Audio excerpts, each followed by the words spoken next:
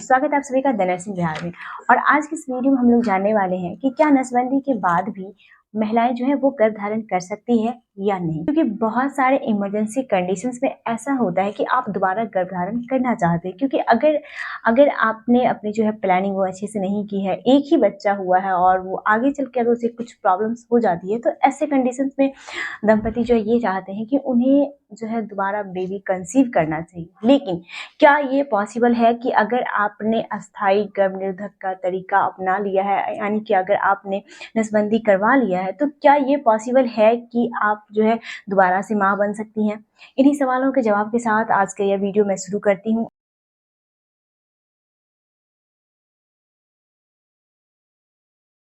आपका जो एनाटॉमी है वो क्या है और आपके साथ जब नसबंदी होता है तो क्या होता है,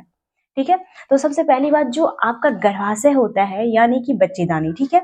आपके बच्चेदानी से जो है आपका अंडाशय जुड़ा होता है, ठीक है, और जिस नली के द्वारा जुड़ा होता है उसे हम फैलोपियन ट्यूब कहते हैं, ठीक है। आप इस एग्जाम्पल से समझ सकते हैं, ठीक है। जस्ट एग्जाम्पल आप यहाँ पे देख सकते हैं, ठीक है। ये मान लीजिए आपका जो है अंडाशय का गुच्छा हो गया, ठीक है, और यहाँ से जो है ना ये ट्यूब जुड़ी हुई है, ठीक है, और ये डायरेक्ट जो है ये डायरेक्ट आपके गर्भाशय तक आता है, ठीक है। अगर आप अपने पार्टनर के साथ संबंध बनाते हैं तो जो स्पर्म है वो डायरेक्ट आपके फैलोपियन ट्यूब से होते हुए आपके गर्भाशय से होते हुए वो जो है फैलोपियन ट्यूब तक पहुंचता है, या फिर इधर से जो आपका अंडा है, जो आपका एग है, यहाँ जब आपका एग बनता है तो यहाँ से एग जो ये फैलोपियन ट्यूब से होते हुए आपके गर्भाशय तक पहुंचता है, और जब स्पर्म इधर से पहुंचता है तो दोनों मिलके गर्भाशय में क्या होता है, फ्यूज होता है, और फ्यूज होने के बाद ही जो है आप गर्भधारण कर सकते हैं।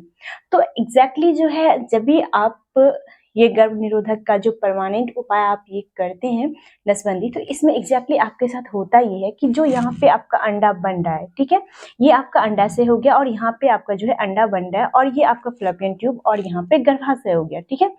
तो एग्जैक्टली जो ये फैलोपियन ट्यूब है ना, यहाँ से इसको डॉक्टर्स क्या करते हैं, यहाँ से इसको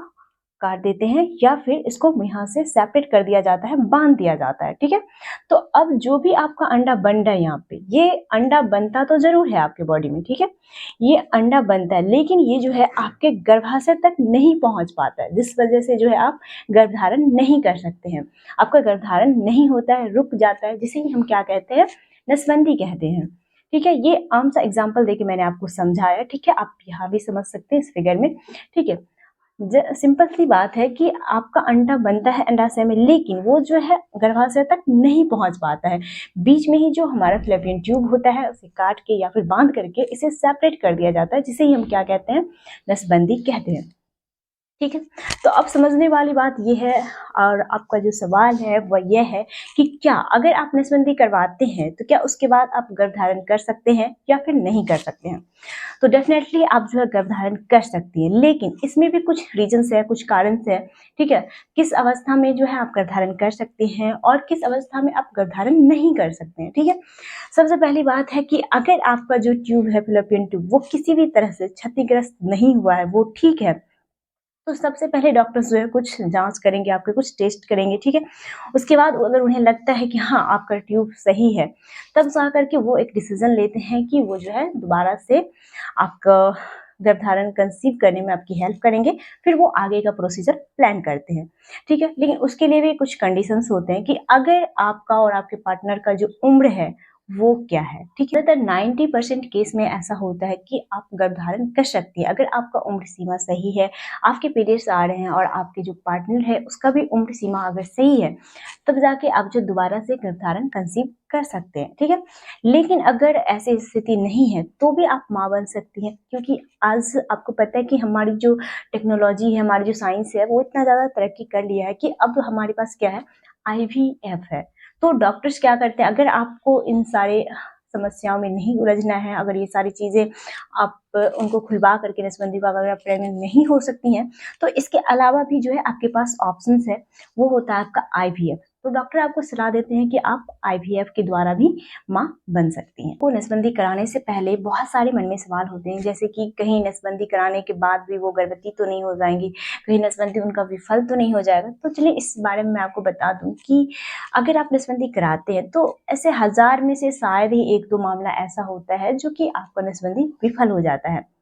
नहीं तो जो नसबंदी की प्रक्रिया है ना, ये अस्थाई नहीं है, ये बिल्कुल अस्थाई जो है गर्भ निरोधक की प्रक्रिया है। तो आप इसे डेफिनेटली कर सकते हैं, अपने डॉक्टर से सलाह लें और नज़दीकी अस्पताल में, ये गवर्नमेंट की तरफ से भी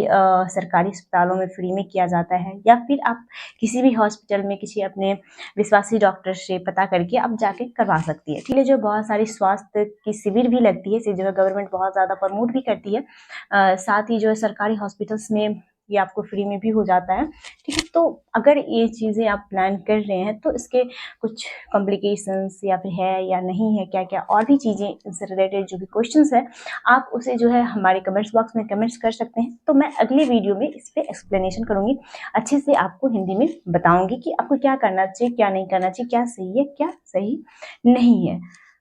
इसी के साथ इस वीडियो को हम यहीं पे समाप्त करते हैं और मिलते हैं दूसरे वीडियो में दूसरे टॉपिक के साथ।